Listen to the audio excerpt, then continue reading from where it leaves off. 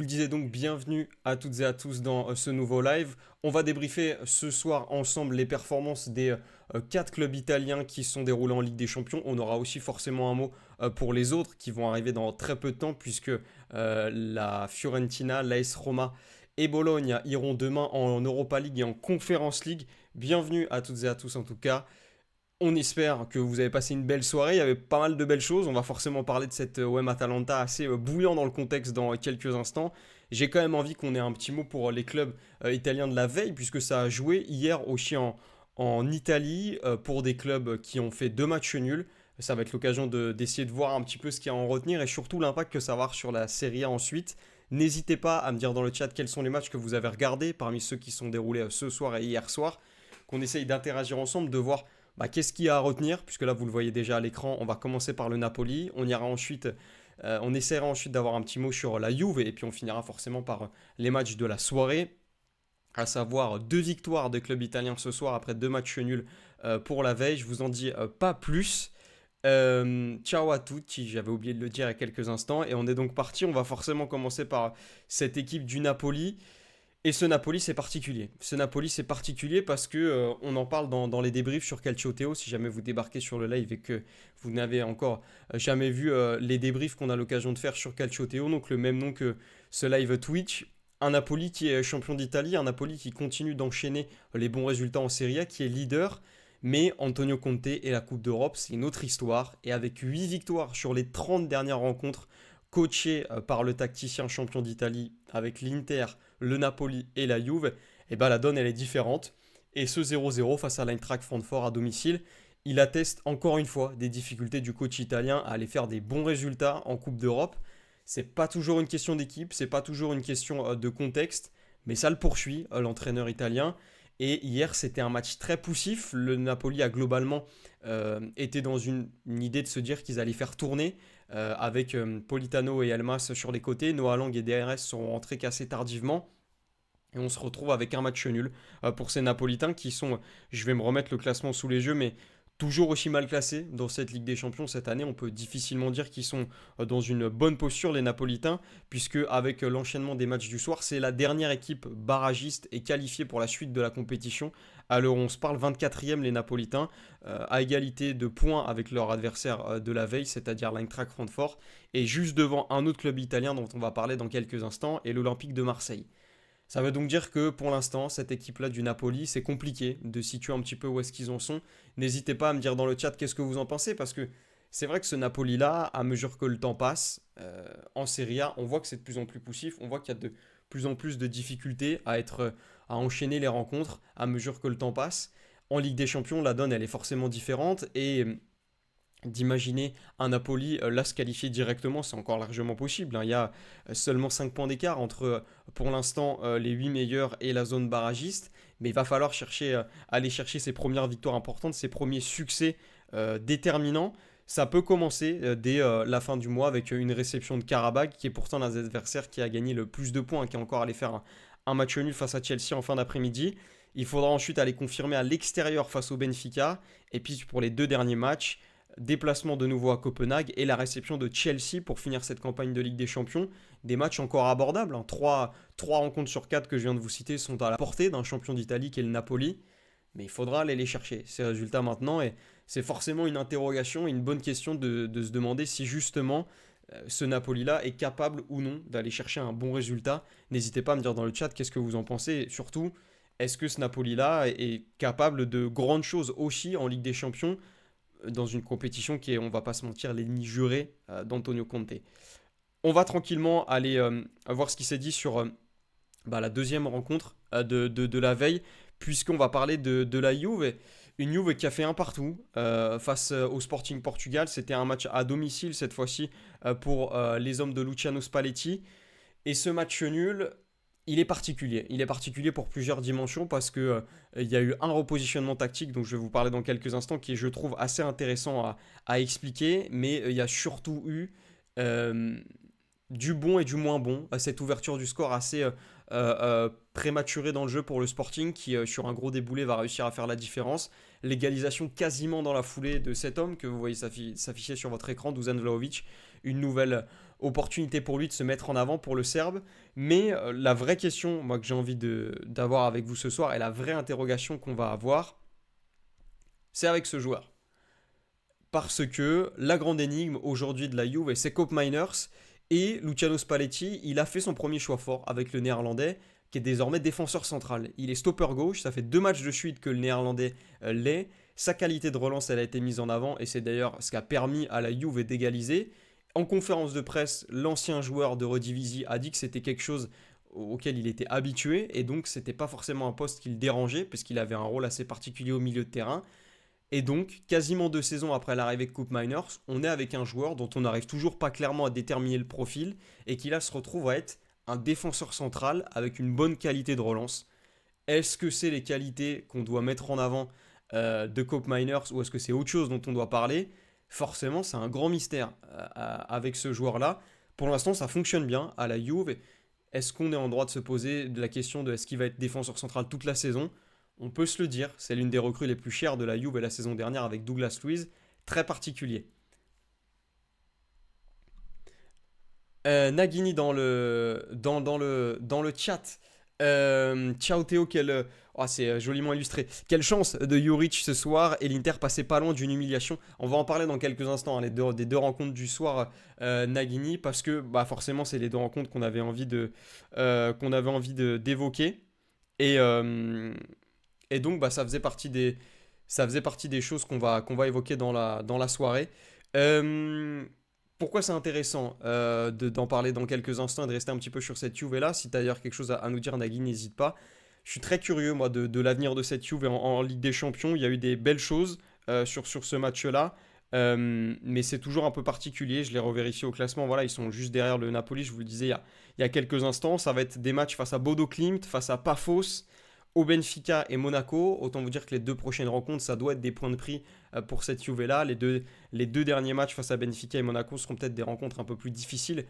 Mais en tout cas, ça doit être des points de prix. Et forcément, eh bien, ça confirme aussi ce que je vous disais en début d'émission. Ces 2 matchs nuls d'hier ne sont pas les mêmes résultats que ce soir, puisque les 2 clubs dont on va parler désormais sont des équipes qui ont mieux réussi ce soir en Ligue des Champions, puisqu'on va parler de 2 victoires. On va commencer forcément avec l'Atalanta. Nagini en parlait il y a quelques instants. On va parler dans un premier temps de cet OM Atalanta, puisque ça a été un match assez exceptionnel. Nagini, tu parlais de chance. Honnêtement, ce soir, c'est vraiment un match où l'Atalanta a quand même dominé. Il y a cet hors-jeu qui est sifflé, ce but annulé pour Lookman. Assez particulier d'ailleurs, hein. C'est Kristovic qui remet le ballon en jeu, enfin qui fait action de jeu, et c'est ce que la VAR vient estimer comme être l'action suffisante pour déterminer un hors-jeu. Derrière, il y a cette action quasiment dans la toute fin du match. Samardzic et Skamaka qui sont rentrés devant. Everson qui touche le ballon de la main dans la surface. L'arbitre qui laisse rejouer. Contre-attaque derrière de l'Atalanta et but absolument exceptionnel de Samardzic, l'ancien canonnier de l'Udinese que vous voyez là sur votre écran, qui met vraiment une merveille de but complètement inattendue et qui permet à l'Atalanta d'aller chercher cette victoire. Ils sont 16e, les hommes de Juric, 16e, 7 points à 2 points donc du top 8, qui est actuellement composé par des équipes qui ont gagné à minima 3 matchs depuis le début de la saison en Ligue des Champions, 3 matchs sur 4. Et bah, ça fait du bien pour l'Atalanta qui globalement quand même méritait d'aller chercher cette victoire. Honnêtement, c'est franchement une belle performance et c'est surtout assez particulier de se dire que l'Atalanta a bousculé l'Olympique de Marseille ce soir. On parle d'une équipe qui enchaînait les matchs nuls en Serie A, qui avait même perdu ce week-end face à l'Udinese. Plus de victoires, toutes compétitions confondues, depuis un match en Ligue des Champions justement le 30 septembre dernier face à Bruges. Et donc là, il y a cette victoire. Le pénalty est généreux de Rouli. Dès qu'Etlar n'arrive pas à continuer ses bonnes performances. Sachant que la seule victoire est contre Bruges qui a fait une superbe campagne encore ce soir. Ouais, le match nul hein, de Bruges ce soir face au FC Barcelone. Tu fais bien de souligner Nagini et forcément aussi cette belle victoire donc pour l'Atalanta ce soir. Des Ketelaere, c'est assez particulier. Hein. On va avoir l'occasion d'en parler dans quelques instants, mais c'est pas le tireur habituel des pénaltys à l'Atalanta. Le Belge y va dans une bronca monstre au Vélodrome, qui est l'une des plus belles ambiances de France pour ne pas changer. Et par rapport à une Atalanta qui était vraiment venue de manière écrasante il y a 2 ans lorsqu'elle s'était imposée en Europa League pour le sacre final. Elle était passée par la case olympique de Marseille, on se souvient notamment d'un grand Scamacca. Là, c'est De Ketelaere qui y va, ça aurait pu être d'autres joueurs, et au final, il y a ce penalty raté, l'angle fermé, le Belge qui frappe fort sans regarder où est-ce que Geronimo Rulli part, et c'est une superbe parade de l'Argentin, donc qui laisse ce score nul et vierge jusqu'à donc ce bombasso de Samardžić que vous voyez à l'écran. Ça me permet d'évoquer avec vous l'autre gros fait quand même de cette rencontre, cette altercation entre Juric et Lookman. C'est très compliqué de savoir où est-ce que Lookman sera après le mercato hivernal. Est-ce que c'est le dernier signe d'une entente qui ne fonctionne décidément pas du tout entre l'ancien coach du Torino et l'attaquant nigérian, ou est-ce que c'est peut-être pas une broutille, mais quelque chose d'insignifiant, une scène qu'on voit aussi dans des vestiaires. Là, elle est filmée en Mondiovision et forcément, elle attire l'œil, mais c'est quelque chose qui en réalité s'est produit dans maintes et maintes clubs.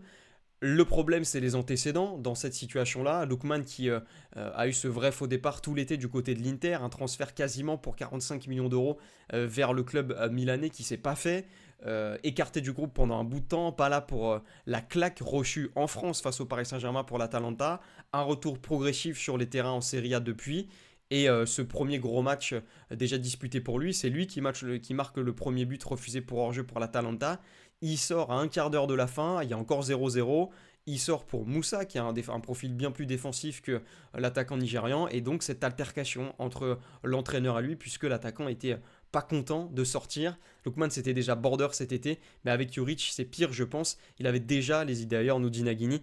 Franchement, c'est peut-être ce qui va se produire. Peut-être que c'était la dernière apparition de Lookman en Europe ou en Serie A, et qu'il va, entre guillemets, devoir patienter dans les tribunes du Gewi Stadium. Ça me semble être quand même un scénario très difficile à entendre, tant ce joueur est vital pour l'Atalanta. C'est l'un des meilleurs attaquants la saison dernière avec Retegui. C'est encore l'un des joueurs intrinsèquement qui peut proposer les plus belles choses sur ce devant de cette attaque de l'Atalanta, qui, même si elle arrive avec le retour de Scamacca, les performances régulières de Pasalic et De Ketelaere, ne peut pas aujourd'hui se passer d'un Ademola Lookman sur le papier. Et le match qu'il fait encore ce soir, je pense, va dans le sens de cet argumentaire-là. Est-ce que c'était son dernier match ce soir avec l'Atalanta en Coupe d'Europe? C'est forcément la question qu'on est dans le droit de se poser. Espérons pour le football et pour la Serie A que non, et puis pour le joueur aussi. C'est difficile d'oublier tout le pédigré qu'il est allé chercher avec cette Atalanta, et forcément qu'il rebondira rapidement dès le mercato hivernal si on apprend dans les jours qui viennent que la frontière, peut-être pas la frontière, mais la cassure entre l'Atalanta et lui est trop forte, et entre Juric et Lookman est trop forte, et qu'on ne reverra plus le Nigérian d'ici au mercato hivernal.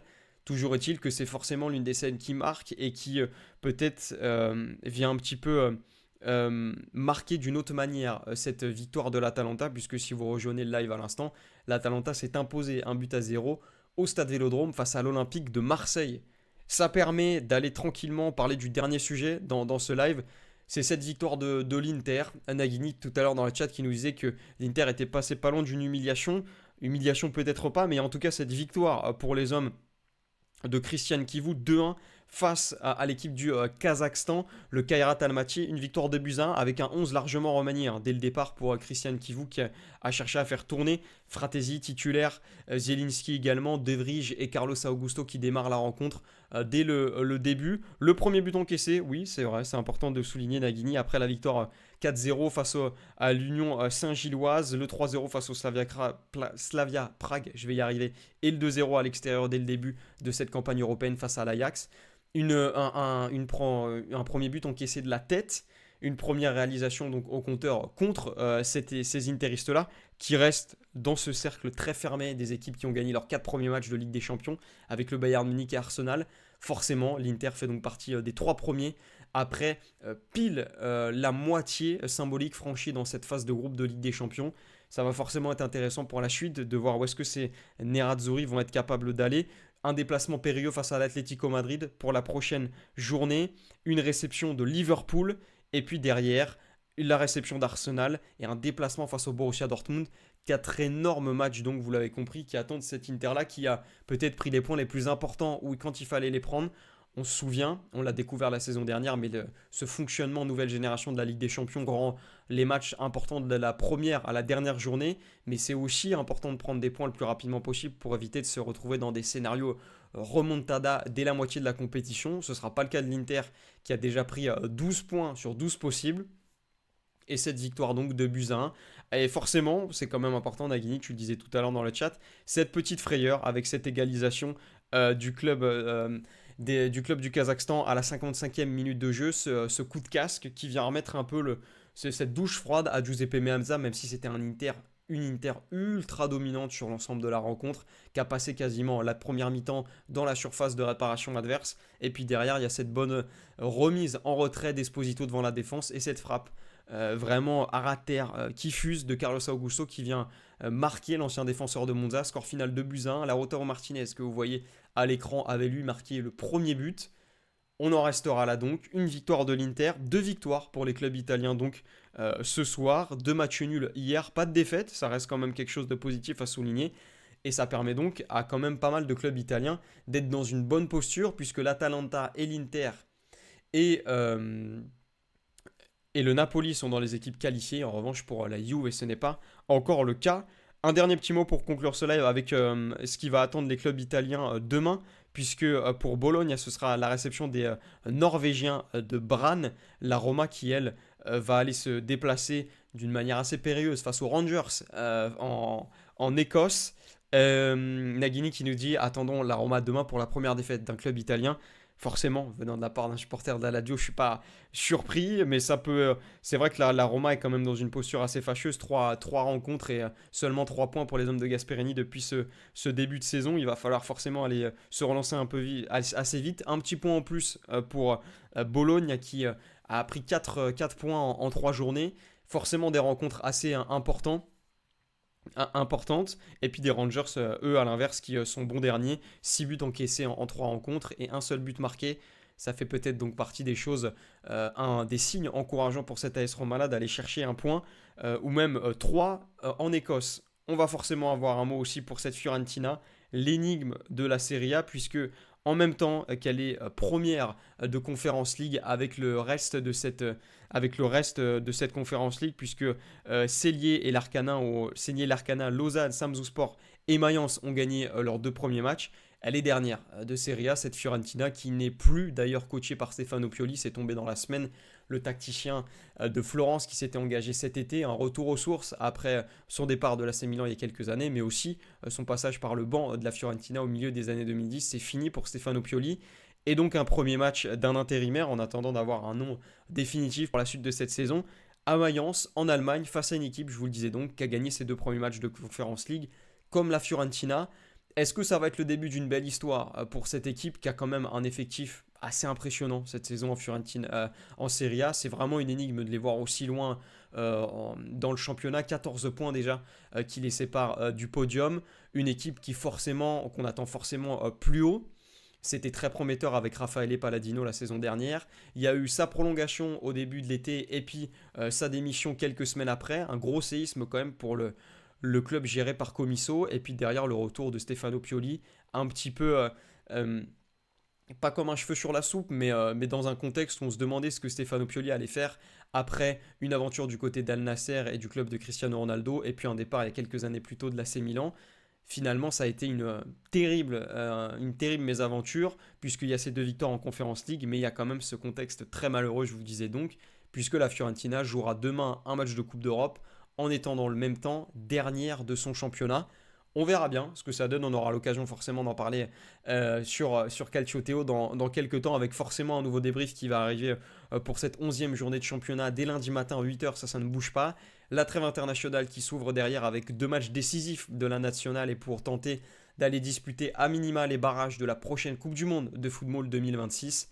Et puis on aura l'occasion aussi de se retrouver sur YouTube avec le format mensuel, la vidéo une fois par mois qui est en préparation. Je vous remercie de m'avoir suivi sur ce live ce soir. Le replay sera disponible sur YouTube si jamais vous avez envie de vous reposer tranquillement demain et d'écouter en une petite vingtaine de minutes qu'est-ce que ça a donné pour les clubs italiens en Ligue des Champions. Merci de m'avoir écouté, prenez soin de vous et n'oubliez pas que suivre le football, suivre la Serie A plutôt, c'est bien, mais le faire avec Calcio Théo, c'est mieux. Ciao.